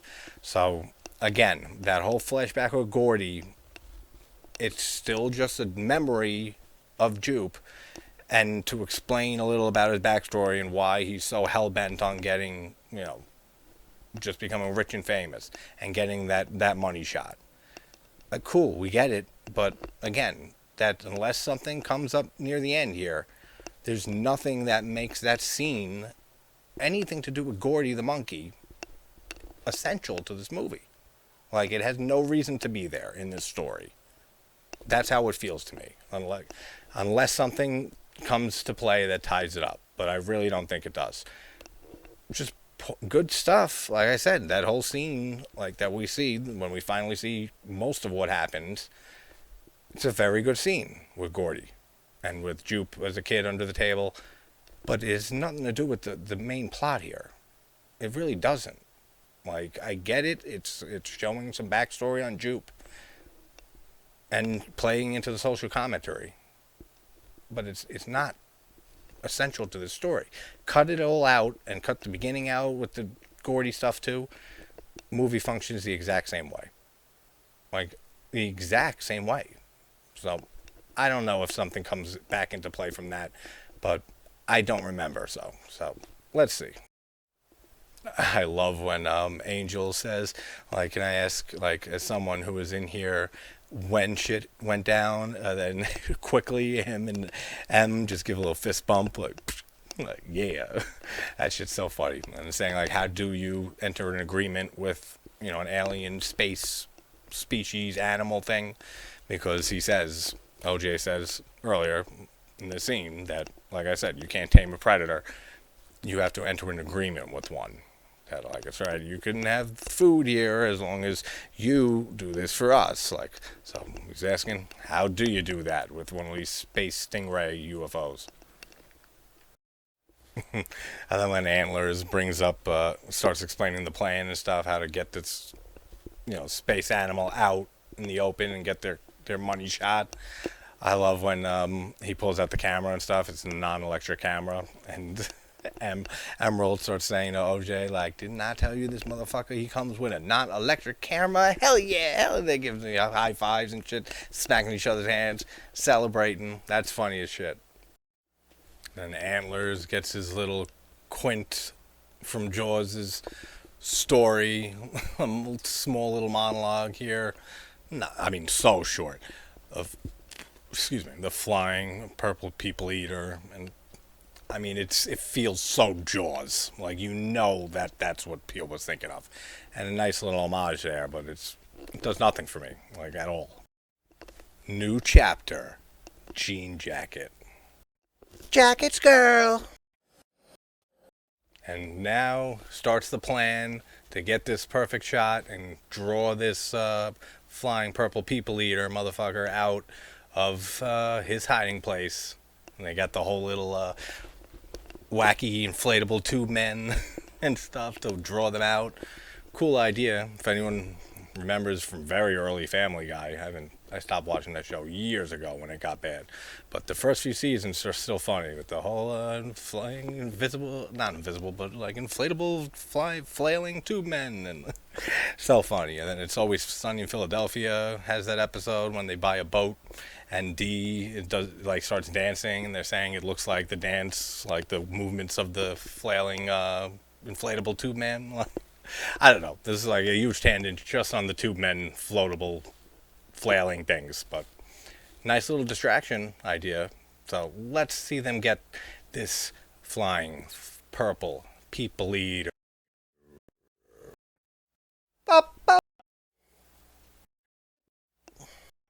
I like the score in this whole scene when they're setting up like the money shot here. I like Angel's line when he's on the walkie-talkie, and he's saying like, "Yeah, well, I just put together like because he forgot something, and that the what's his name? Come on, ain't not Angel. Angel's the other guy. The Quinn look-alike having camera issues. Antlers. Yeah, sorry, my camera is freezing up. Don't know why. Antlers. When that he they forgot Angel forgot that Antlers had a non-digital camera and the rest of them do. And he ends up saying, "Sorry, well, I just took like 50 inflatable tube men and stuff, all hooked up to different batteries to one main control panel and stuff. So, yeah, fucking over. Sorry, I'm a little scared." Just to say that whole little quote took all that camera problems. But that's funny as shit. Like, absolutely love that line. So then we get this dickhead from like TMZ, they think it is, saying that this whole area is blurry on Google Maps and that they're really in the middle of nowhere here, and he knows the whole story about Jupiter's claim, and, all the people that got abducted, the 40 people, and pretty much knows what's going on. And she's basically Emerald saying you got to get out of here, like it's dangerous. And Jean Jacket is now the name for this thing. So finally I can just call it Jean Jacket and be done with it. So that's the name they nicknamed this space being animal, is Jean Jacket. So cute name for him, or her, or it, or them, or they. And the motorcycle guy hits the electric field or whatever and just flies off his bike. That's hysterical. Again, though, can't praise the sound design enough in this movie, because again, when OJ goes and he's on the horse riding close to where the biker TMZ guy flew off, and just the sound going down, and just the sound design is excellent in this whole movie. Like just like any his first two films, and Get Out and Us. Great sound design, excellent throughout all three of his movies. The whole little shot of the TMZ guy on the floor, and then OJ ends up just leaving him, and he gets on the horse, and he's like, and just showing, how you'll do anything for that one shot. And like as he's laying there, and this craft is right above him, he's like, "Oh, wait, I need my camera." And so then we get a cool shot of OJ riding the horse as the craft comes down, and then circle of sand comes up, and he sucks the TMZ guy up. Cool shot. But again, like I feel like from that great long sequence of scenes around the hour mark, 50-minute mark, after all that, like I said, they feel like they kind of blew their wad early, like with showing us as much as they did. Still looks cool here, but like the ending, I remember not doing much for me either. So let's see here. They just reloaded the camera on the non-digital one that Antlers is using. So let's see if they get this money shot. I'm pretty sure I remember Antlers dying here. Now that's a great shot too. When OJ's riding on the horse and the craft comes down and it's like on its side, like on the circle here, it's on like the side is going on the ground, like grazing the ground, kicking the dust up, and the hole in the center of it and stuff. And you see like waves on the disc part. So like again, it kind of like reminds me of like a stingray. Kind of, it looks like ripples on him, on it. And then whatever it is, then he jumps off the horse and rolls into the shack there. that is a great, great shot. Like, really, really good. There's a lot of beautiful shots in this movie. And there's a lot of great shots like that in this movie of the craft. Like, awesome stuff here. And hopefully, lucky for that, awesome shot that we get in the movie, because if they caught that, I'm pretty sure they did. They'd be insane not to. What a fucking money shot they got, man. What a shot to get on camera. Or video to get here of that shit just happening. Damn, man. I could not imagine just the buzz that you would get going over this in the whole scientific community, in the cryptid community, in the UFO community. Like, this is amazing footage to get this live. So Antlers, it goes off on his own, saying that the light and stuff, it'll be magic soon. So he's gonna give him shit up, like give himself up, just to get an even more crazy shot. First of all, that thing non-digital camera is using, it's a video camera, right? It's not just takes pictures, right? So they'd have like that whole footage of the UFO like touching the ground and coming up on OJ, right? Like, someone tell me if I was wrong here, that that's just a regular camera and he just took a few pictures, or if it's a video camera. Because if it's a video camera, it should be fine. But then he says the whole thing of we don't deserve the impossible or something like that, saying like again, like you can't tame an animal, like you're gonna die up on that mountain, like he said at the very beginning, trying to get that dream. So he's pretty much sacrificing himself to get this amazing best picture ever. And I mean, it is a hell of a picture. Yeah, cool shot as his ass is sucked up into the into jean jacket, and I don't know if they ever can find that footage and get it back. Like, this could be the sequel to Nope, found footage style, and they find the footage. Some other group finds the footage here of this guy being sucked up into this thing, and then the footage just fell out of him because he can't digest it. People found it, and then it leads to a sequel. You never know. So Angel was sucked up into the thing and then made like some noise and then spit him back out, and he was all bloody. Then we have the jean jacket, the flying thing turns like into a plume, pretty much like a. Remember in gym class, if you guys used to do this, you'd hold on to the big umbrella and you'd all go up at the same time and bring it down, and then people would run under it and stuff like that. Kind of looks like that. It's like kind of like floating like an umbrella-ish, like jellyfish kind of. Looks awesome. Like, all the shots of the craft, the design of the being and stuff like that, very well done in this movie. It's very original.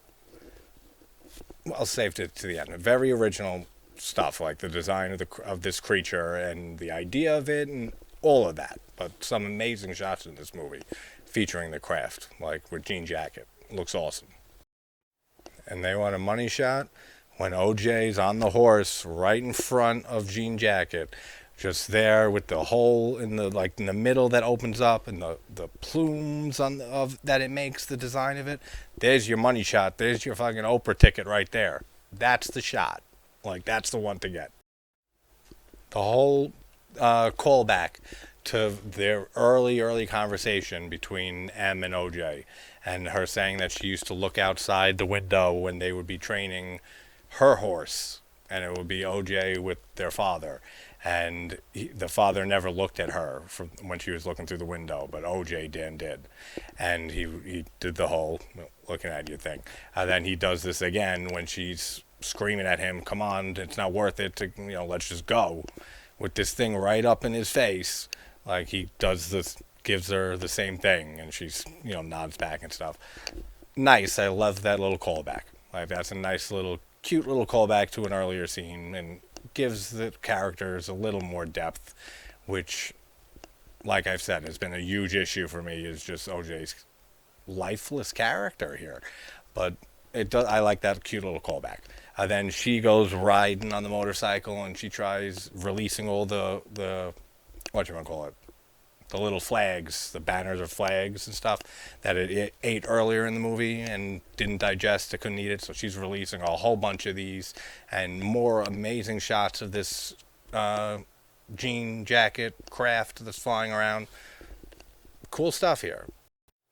Then time to release the real, secret weapon. The big ass cowboy inflatable of Jupe. Let's put him up in the air. Kind of reminds me of the rocket from Austin Powers with the holding the burger and flies through space. So that's what they're doing, and she's working the camera here, and I like how when the creature is like that's I don't know why I haven't been using the word creature this whole time. That pretty much defines it. The creature here when it's like wide open and has like the thing that keeps coming out in the shape of a square. Look, it's cool how it looks like a camera. Like how it looks like in older digital cameras, and you push it down, and the lens will come out and stuff. It looks very much like that. Great visuals here. Like all the can't say enough about how cool the rocket the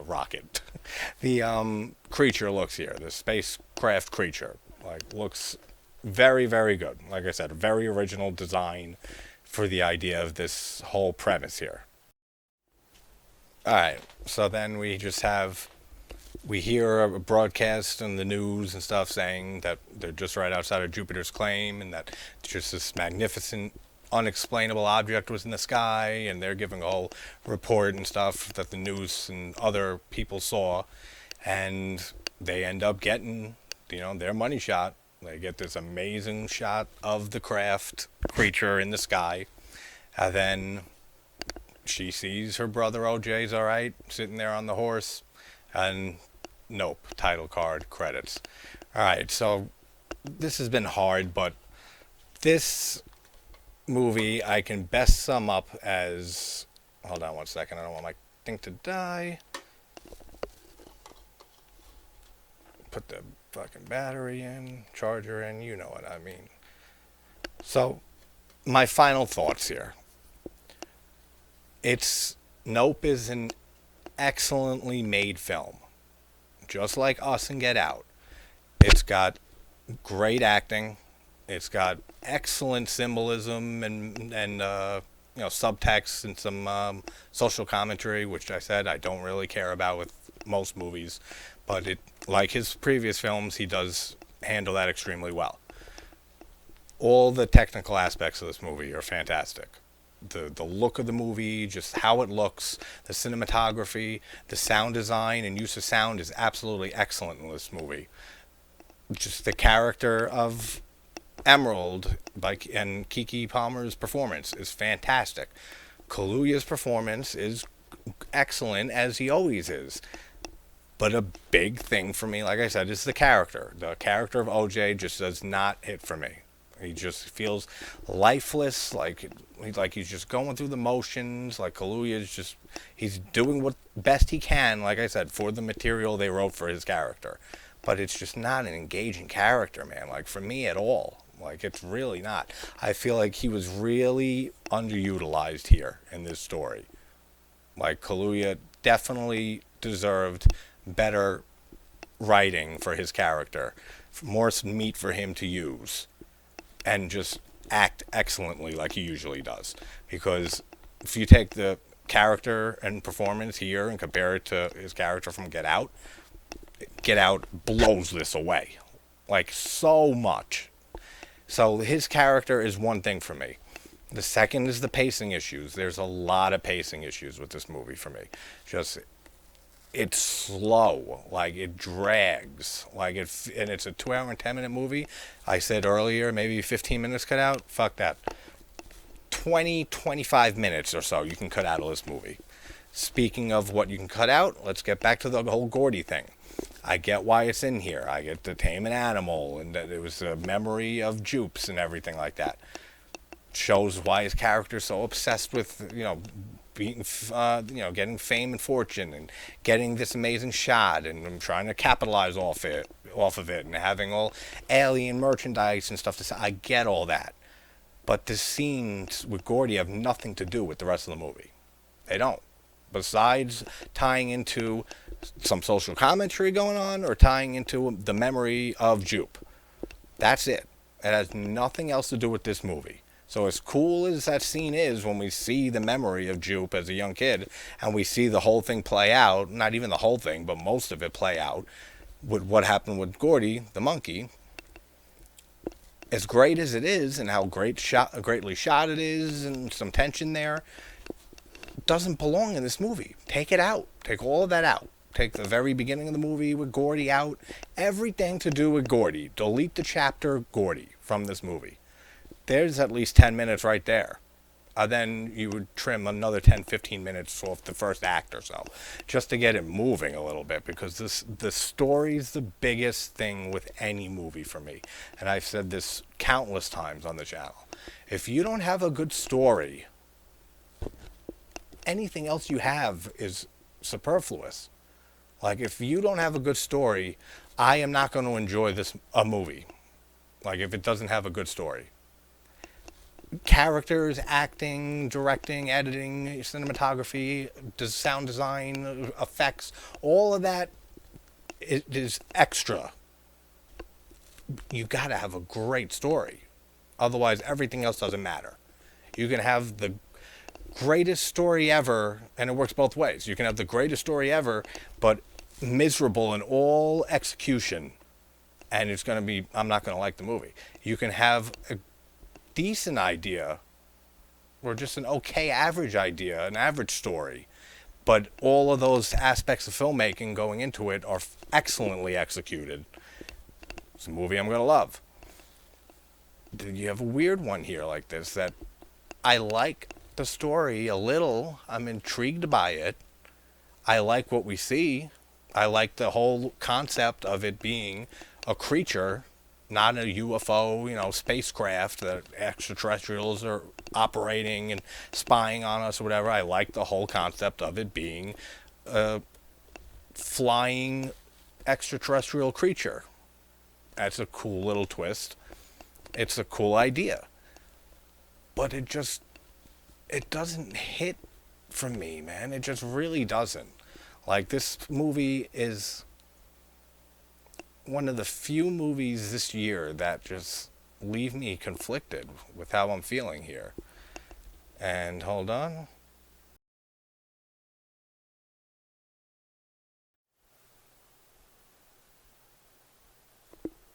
Yeah.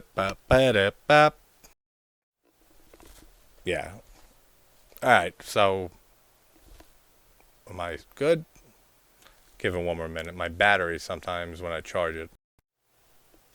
Alright, so yeah, the whole thing with his character of OJ just doesn't hit with me. The story here just doesn't hit with me. What else is the pacing I covered is just all over the place. Like, it could have been, like I said, chop off 20, 25 minutes, get rid of all the Gordy shit, make OJ's character a little more engaging, a little more relatable, that you care about this guy at all. Like, I don't care about his character at all in this movie. It's just because I love Daniel Kaluuya. That's the only reason. Is it Kaluuya or Kalua? It's Kaluuya, I'm pretty sure. But that's the only reason I care about his character in this movie, is just because I know it's Daniel Kaluuya. Like, that's it. It's not because of OJ Haywood and his performance as OJ Haywood. Like I said, if I thought of a movie from this year and I'm trying to think of great characters from a movie, OJ Haywood would be nowhere on that list. And like, I like Antlers is cool in this. I like the character of Angel. I love Emerald, and I love not love, but Jupe is a good character. So character-wise, it's all right.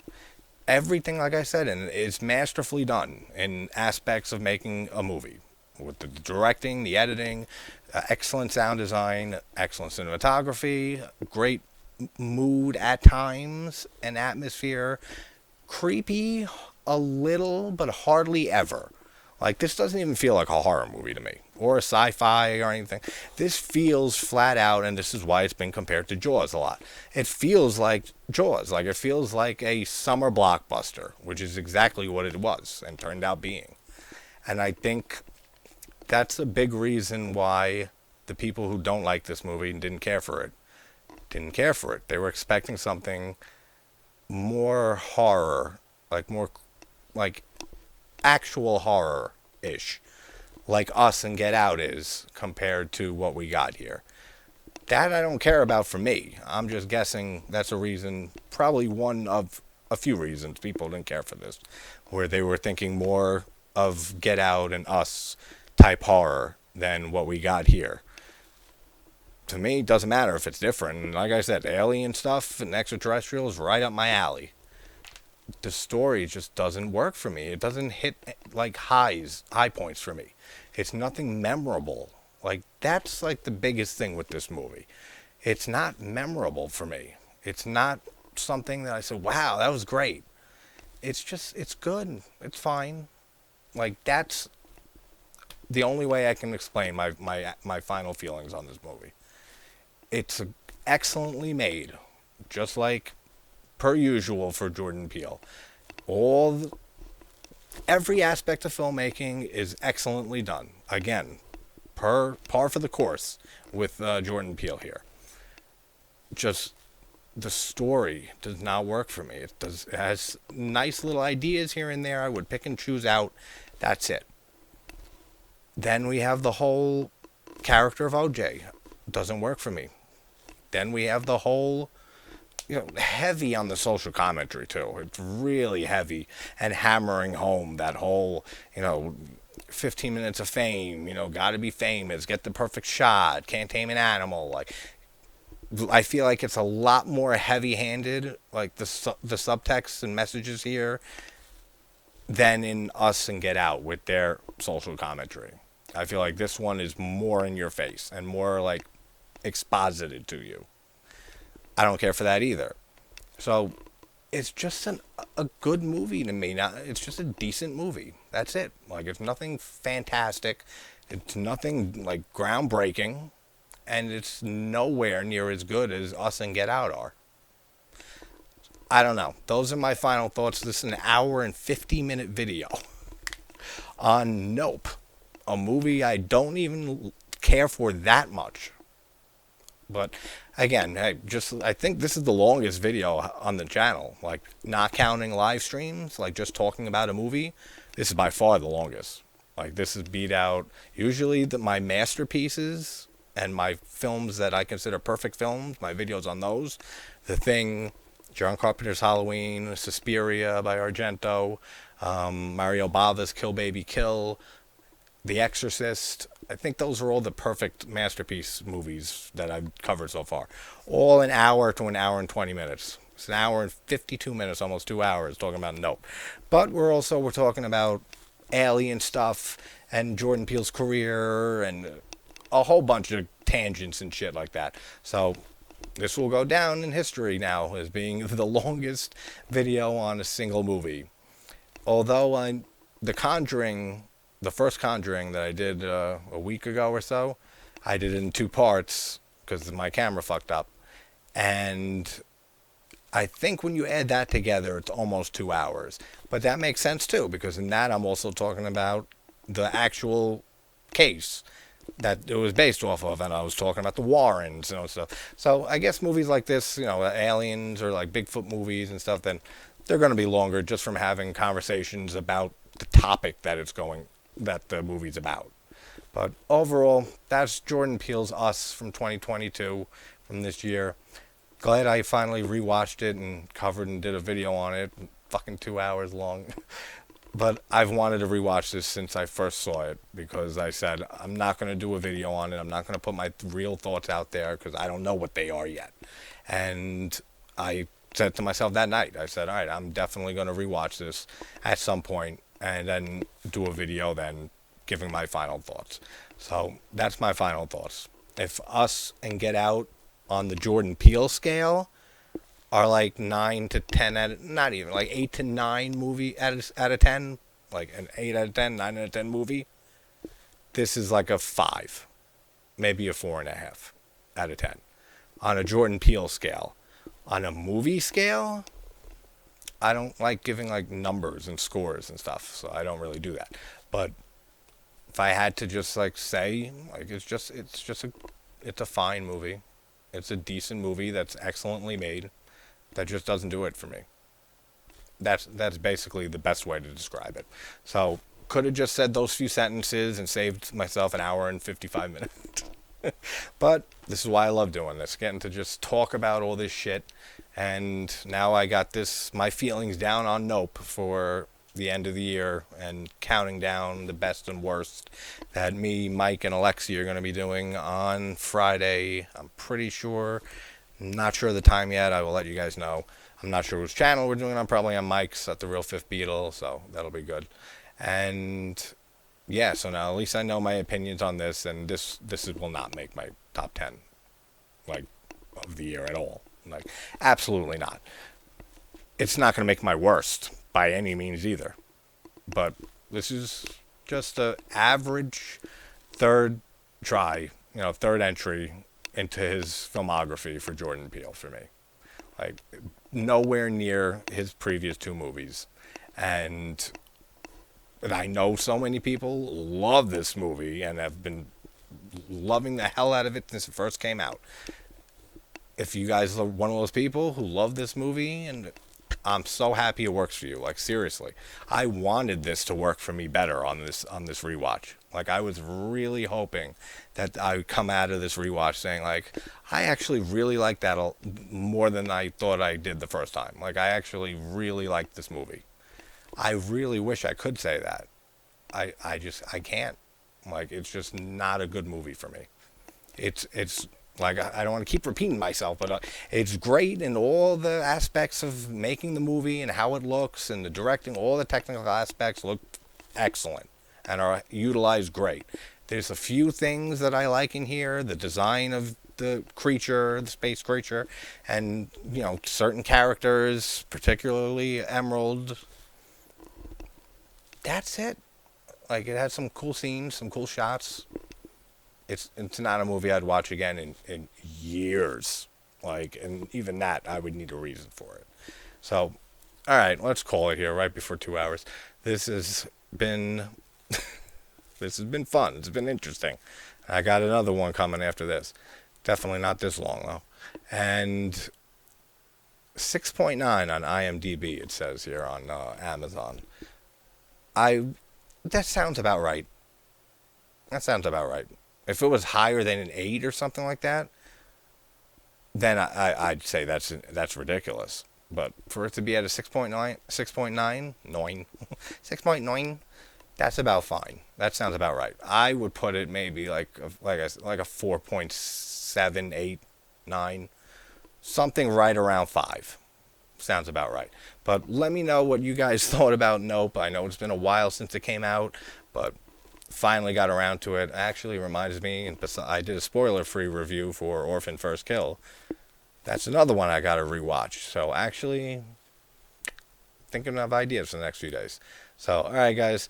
I'm also, for this week, I'm trying to plan a stream watch of Tucker and Dale versus Evil, which I just did a video on last night or early yesterday morning. And Echo has never seen it. Katie's never seen it. So now I definitely want to get a watch party going for that. Even though I just saw it, I can watch that movie whenever. It is absolutely hysterical. One of my favorite horror comedies. You know that if you watch the video. But I want to get a stream going for that. And I want to get a stream of... What was the other one I wanted to do? Oh, The Beyond by Fulci, which I've covered on the channel before, but Katie at Popping the Popcorn, if you don't know her channel, please go like, subscribe, do all of that. I'll put a link in the description. Same with Echo Saro. He's such an amazing guy, and he's up for Horror YouTuber of the Month for January. I'll put a link for the voting video and stuff in there. Him and 3 other amazing channels. So I'll make sure to link all that in the description. But Katie at Popping the Popcorn has never seen The Beyond. So see if I can get a few more people to jump on board for that, and we will do a live watch of Fulci's masterpiece, in my opinion, my favorite Fulci film. City of the Living Dead is right underneath The Beyond. But that'll be great. Yeah, now I'm just wearing this down until it hits 2 hours, pretty much. But all right, guys, wherever you're from, hope you're having a great morning, great night. Hope you had a happy holiday with your families and everything. And we're counting down till New Year's and entering 2023. So I will talk to you guys soon. Love you all. Take care. Bye.